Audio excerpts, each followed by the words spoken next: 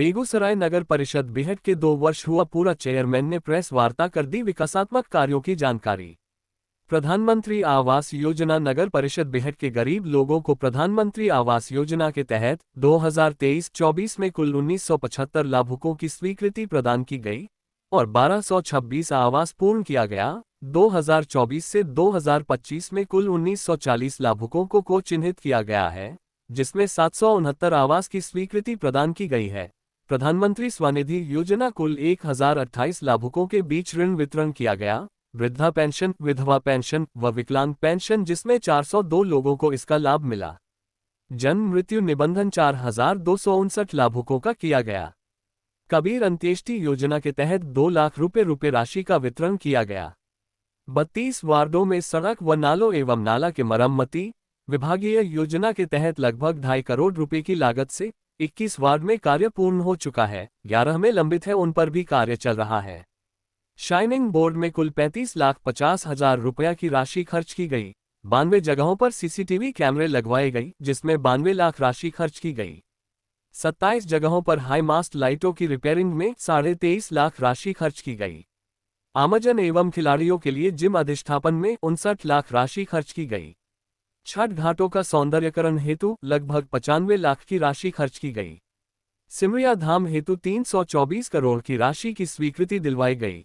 नगर परिषद बिहट क्षेत्र में टैक्स वसूली मात्र 5 से 6 लाख ही होती थी, लेकिन इस बार 46 लाख रुपए से अधिक राशि की टैक्स वसूली की गई, जिससे नगर परिषद बिहट क्षेत्र का विकास किया जाएगा।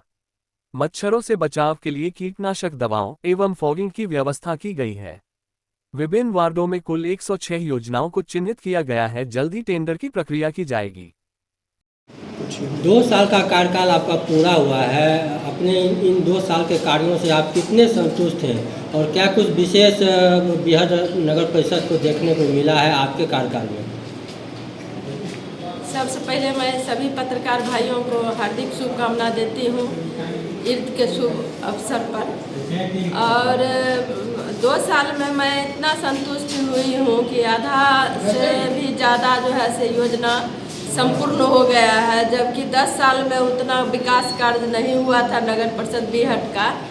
और हम जब 2 साल से बने हुए हैं चेयरमैन, तो सारे 37 वार्ड में निरीक्षण करते ही रहती हूँ, भ्रमण करते रहती हूँ। जहाँ का भी हो, साफ सफाई हो या जो भी व्यवस्था हो सरकार के द्वारा, वो सारी व्यवस्था के पालन हम कर रहे हैं और नियमानुकूल जो है से काम कर रही हूँ बिहट नगर परिषद में। टैक्स को लेकर लोगों में थोड़ी सी नाराज़गी रहती है। आपके परिषद क्षेत्र में टैक्स की क्या व्यवस्था है? लोग कितने संतुष्ट हैं कि टैक्स जो वसूली की जाती है उससे लोग पब्लिक कितना संतुष्ट है? टैक्स में जो है से पहले प्राइवेट से टैक्स एजेंसी जो है से बहाल हुई थी, जो कि किसी न किसी जो है से हमारे वार्ड के ही लोग थे, लेकिन वो उतना कर संग्रह नहीं कर पाते थे। जो कि हम लोग साल में एक बार बजट निकालते थे, उसमें पता ही नहीं चलता था कितना, जबकि हमारे नगर परिषद बिहट क्षेत्र में कम से कम 200 से अधिक औद्योगिक प्लांट है। और सारे भी नगर परिषद बिहट के अंतर्गत जितना भी आता है रोजी रोजगार काम करने के लिए, जो भी भवन निर्माण हो या कुछ भी हो, सभी बिहट में ही है। तो उस तरीका में वसूली नहीं की जाती थी।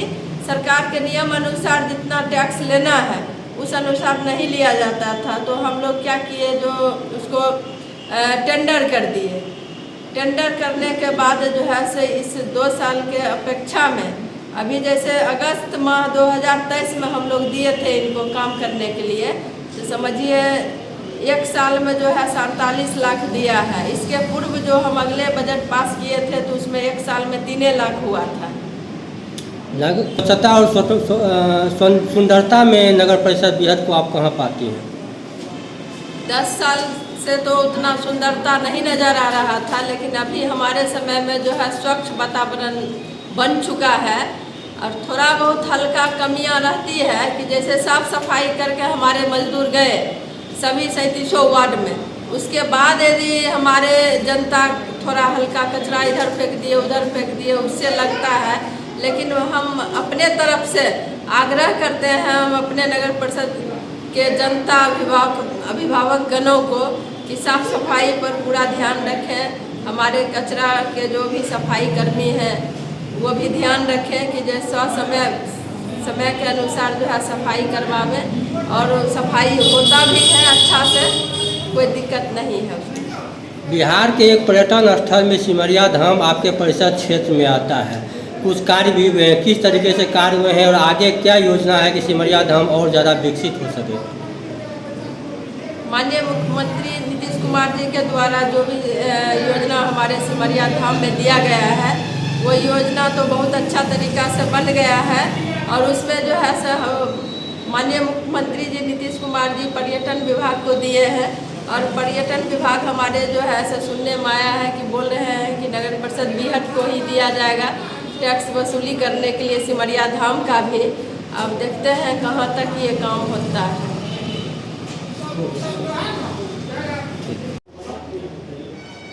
आपकी कार्य प्रणाली को लेकर कुछ आवाज़ें भी उठती है, जनप्रतिनिधि हो या जनप्रतिनिधि के प्रतिनिधि हो, तो क्या कुछ बातें होती है, वो मतलब क्या बातें हैं और क्या उसका आधार है, क्या है, क्या वो सच्चाई है या वो निराधार है?